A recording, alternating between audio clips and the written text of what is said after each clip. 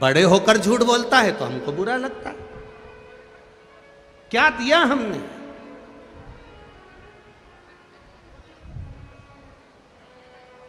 आज सबसे बड़ी प्रसन्नता का विषय यह होता है कि छोटे छोटे बच्चे 4-4, 6-6, 8-8 साल के बच्चे अपने घर से लोटा भर के पानी लेकर जब शिव जी को चढ़ाते हैं तो लगता है कि कलयुग नहीं शिवयुग चल रहा है। यह प्रसन्नता होती है। लोगों के भीतर एक विश्वास जागृत होता है कि हम मंदिर तक बच्चों को भेज रहे हैं। आप भी अपने घर के बच्चों को मंदिर तक भेजना चालू करिए। जिसके बच्चे मंदिर की सीढ़ी चढ़ते हैं उसके घर के बुजुर्ग कभी वृद्धाश्रम की सीढ़ी नहीं चढ़ते। चढ़ाओ अपने बच्चों को मंदिर की सीढ़ी। जाइए, एक लोटा पानी लेकर जाओ। स्कूल जाना है ना, पहले मंदिर जाओ। स्कूल जाना है ना, उससे पहले मंदिर होकर आओ। मम्मी मैं नहीं जाऊंगा, मैं थक गया। नहीं, पहले मंदिर जाओ, प्रणाम करो, नमन करो, बच्चों को समझाओ। जाना पड़ेगा।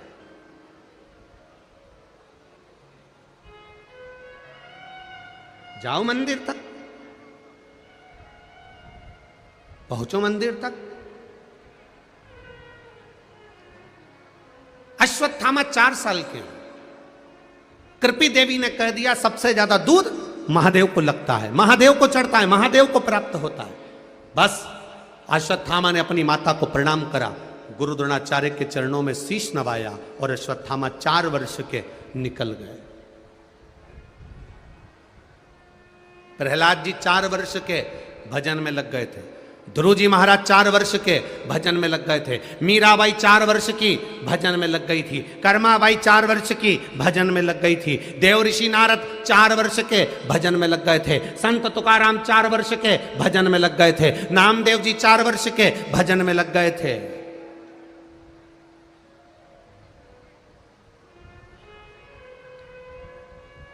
और हम 4 वर्ष के बच्चे से कहते हैं अभी क्या कथा सुनेगा, अभी क्या मंदिर जाएगा, अभी क्या भजन करेगा। निकल गई अवस्था धीरे धीरे। बचपन खेल में खोया, जवानी नींद भर सोया, बुढ़ापा देख कर रोया, सिराने मौत हंसती है।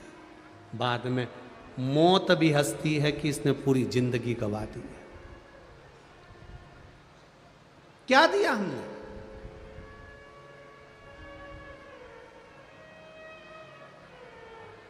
क्या प्रदान करा हमने? शिव कथा कर रहे हैं। अश्वत्थामा घर से बाहर निकल गए। 4 वर्ष के बच्चे को रोकने का प्रयास करती है मां, परंतु ध्रुव जी महाराज की माता ने भी ध्रुव जी को 4 वर्ष की अवस्था में नहीं रोका। प्रहलाद जी की माता ने प्रहलाद जी को 4 वर्ष की अवस्था में नहीं रोका। मीराबाई की मां ने मीरा को 4 वर्ष की अवस्था में नहीं रोका। कर्माबाई की माता ने 4 वर्ष की अवस्था में कर्मा को नहीं रोका। तो यहाँ कृपी देवी ने भी अश्वत्थामा को 4 वर्ष की अवस्था में नहीं रोका। अश्वत्थामा चले गए घर से बाहर।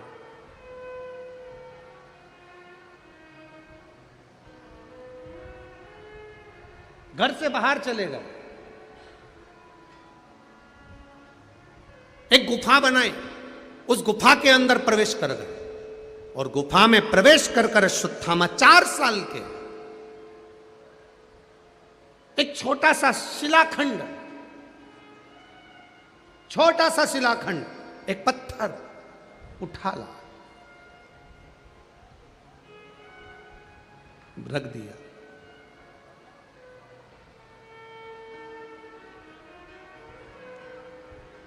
छोटा सा शिलाखंड, एक पत्थर रख दिया।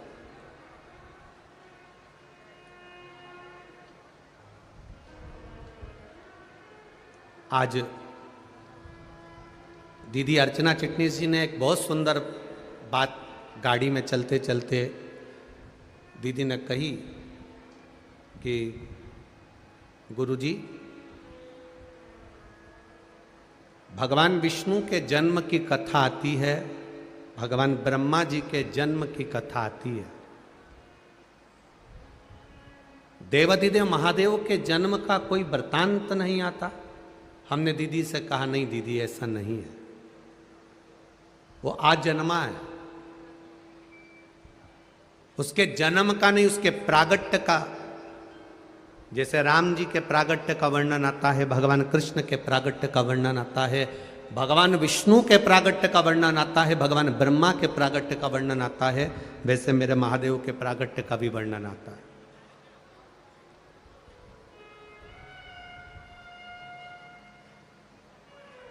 ऐसा नहीं कि मेरा महादेव प्रगटा नहीं, प्रगटा।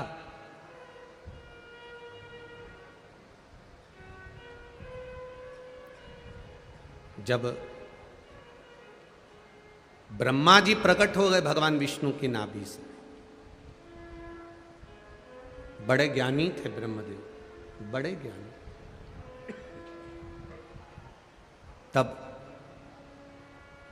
ब्रह्मा जी ने भगवान विष्णु से प्रश्न किया, आप मेरे पिता हो, क्योंकि मेरे को जन्म देने वाले, प्रकट करने वाले आप हो, आप मेरे पिता हो।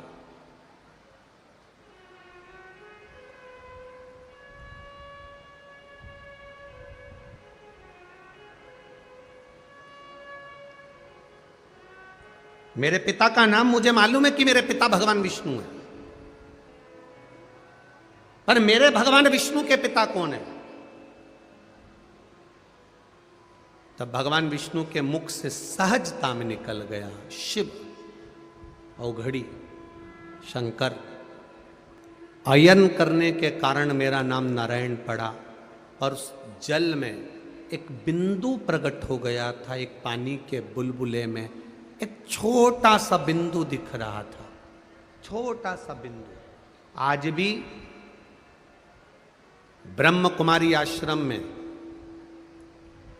अगर कोई ब्रह्म कुमारी वाले यहाँ बैठे होंगे, जो ब्रह्म कुमारी आश्रम से जुड़े होंगे, उनको गए होंगे तो उनको बताया होगा, ब्रह्म कुमारी आश्रम में आज भी मात्र एक बिंदु दिखाया जाता है कि इस बिंदु से उत्पत्ति है, एक बिंदु से, और वो बिंदु कोई दूसरा नहीं, वो बिंदु मेरा देवाधिदेव महादेव है।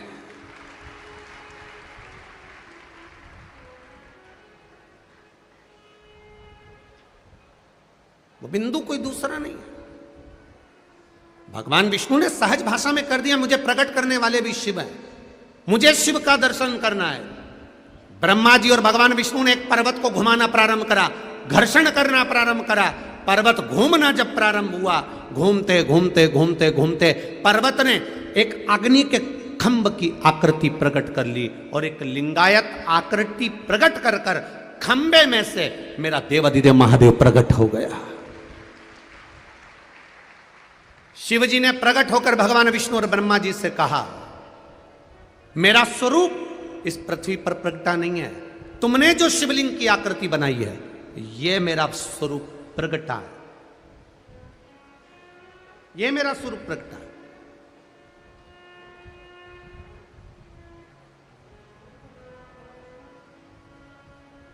महाशिवरात्रि दुनिया के लोग मनाते हैं, अभी आ रही है। सारी दुनिया में शंकर जी और पार्वती जी की शादी होगी, और शिव जी की शादी की तारीख तो अलग है। बैसाख का महीना, शुक्ल पक्ष की पंचमी तिथि को भगवान शंकर की पार्वती जी के साथ शादी हुई थी। शिवरात्रि का दिन तो ब्रह्मा और विष्णु ने जो भगवान शंकर के शिवलिंग को प्रकट करा था, उनके प्रागट्य उत्सव का दिन है शिवरात्रि का दिन। भगवान शंकर के प्रागट्य का दिन है। हाँ, तो दुनिया के लोगों ने कहा फिर शिवजी और पार्वती जी की शादी का क्रम क्यों मनाया जाता है?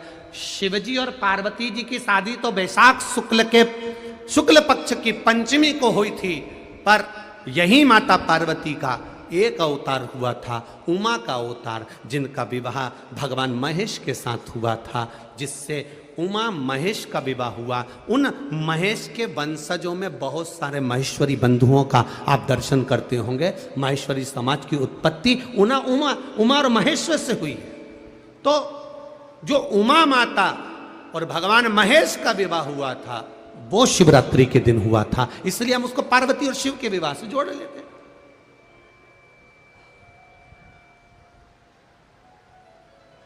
पर शिव विवाह की जो तारीख है वो बैसाख महीना, जम के बोलो कौन सा महीना है? बैसाख का शुक्ल पक्ष की, जम के बोलो जरा, पंचमी तिथि के दिन देवाधिदेव महादेव का विवाह हुआ था। शिवरात्रि के दिन विवाह बनाते हैं, मंगल विवाह का उत्सव भी करते हैं। क्यों? क्योंकि यही पार्वती का एक अवतार उमा के रूप में हुआ। पार्वती का तो 52वें नंबर का जन्म है, 52 नंबर पर पार्वती का जन्म हुआ है। इससे पहले पार्वती मैया 51 जन्म ले चुकी थी। कात्यायनी, कुष्मांडा, स्कंदा, उमा, सती, भैरवी, कमला, बगला, ध्रुमावती, ऐसे माता पार्वती के पहले अवतार हो चुके हैं। 51 अवतार माता पार्वती के पहले हो चुके हैं। इसलिए मेरे देवाधिदेव महादेव के गले में जो मुंडों की माला पड़ी होती है वो 51 मुंडों की माला पड़ी हुई है। शिव जी के गले में 51 मुंडों की माला है। कभी मेरे महाकाल बाबा का दर्शन करना, महाकाल बाबा के दर्शन करोगे तो महाकाल बाबा के गले में आप कभी चांदी के मुंडों की माला देखना। चांदी के मुंडों की जो माला दिखेगी वो महादेव के बाबा के किसी पंडित से, किसी पुरोहित से, किसी पूजन करने वाले से, महादेव की आराधना करने वाले से पूछना ये मुंडे किसके हैं, तो बता देंगे ये पार्वती जी ने जो जन्म लिए हैं। बार बार माता पार्वती के जो प्राण छूटते हैं, भगवान शंकर ने वो पार्वती के मुंडों को अपने गले में धारण कर कर रखा है, अपने गले में धारण कर कर रखा।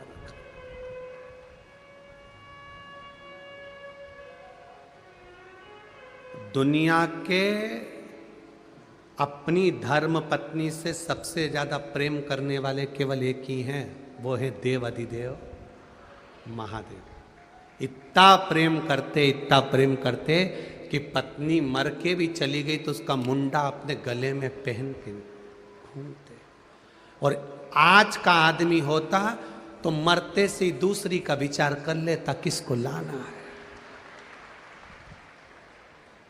वो महादेव है, महादेव। क्या भगवान विष्णु की अष्टलक्ष्मी नहीं हुई? क्या भगवान नारायण की अष्टलक्ष्मी नहीं हुई? पर मेरे नारायण के गले में कभी तुमने अष्टलक्ष्मियों का स्मरण नहीं देखा होगा, केवल एक लक्ष्मी को देखा होगा। पर मेरा महादेव 51 चली गई, उनके मुंडों को भी अपने गले में धारण कर कर रखा है। वो मेरा देव अधिदेव महादेव है, जो नारी का सम्मान करना जानता है, स्त्री का आदर करना जानता है, सत्कार करना जानता है। किसी धर्म में दूसरे धर्म में नारी का जितना सम्मान नहीं होता उतना सनातन धर्म में होता है, उतना सनातन धर्म में होता।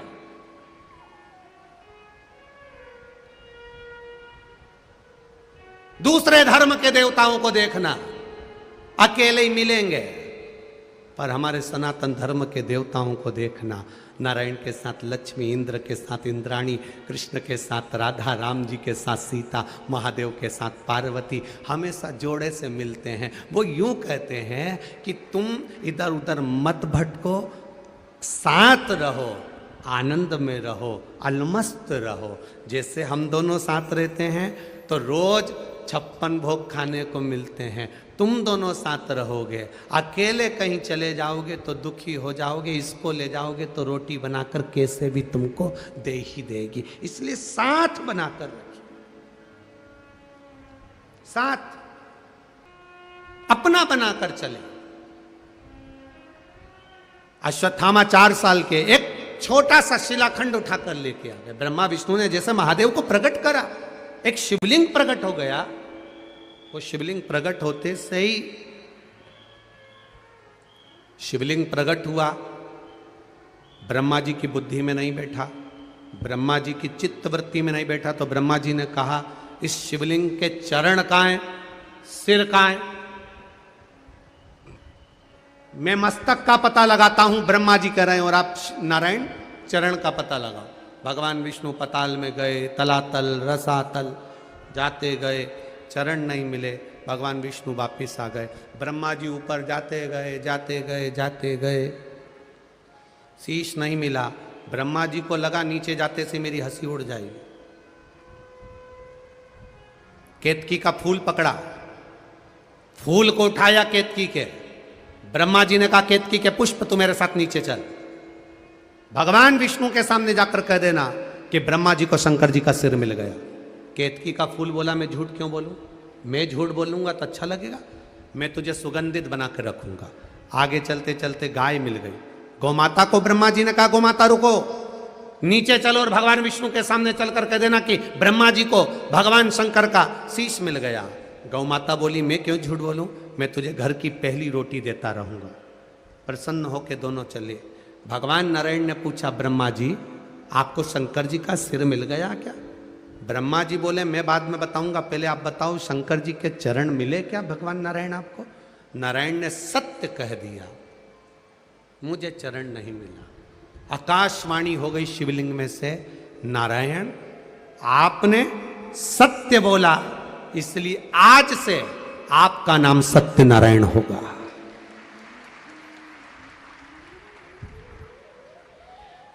आप सत्य बोले इसलिए आपका नाम सत्यनारायण होगा।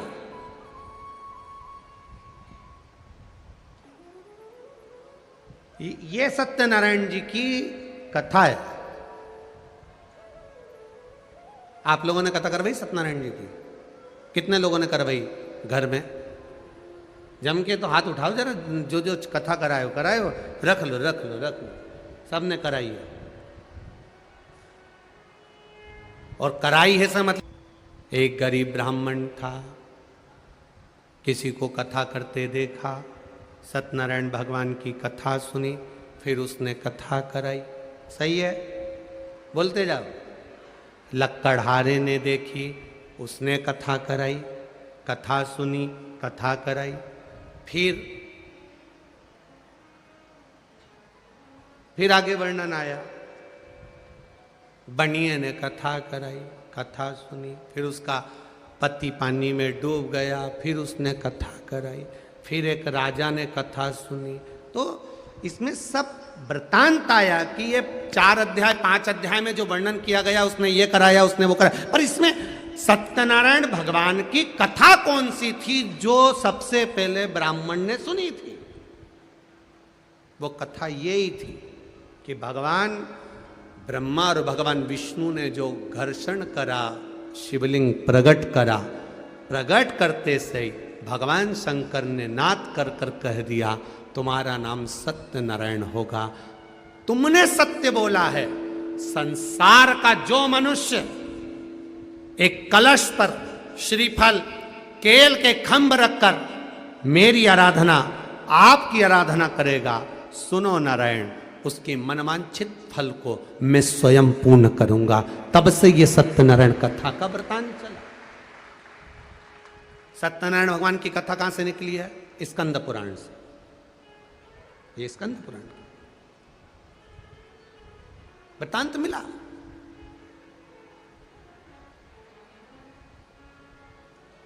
देखना चाहिए। हमारा पुरातन अगर हमको देखना है तो हमारी पुराणों में देखना पड़ेगा।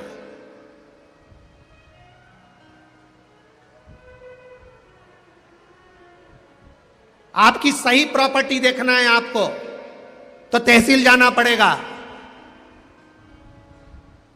और सही परमात्मा को पहचानना है तो शिव महापुराण में आना पड़ेगा।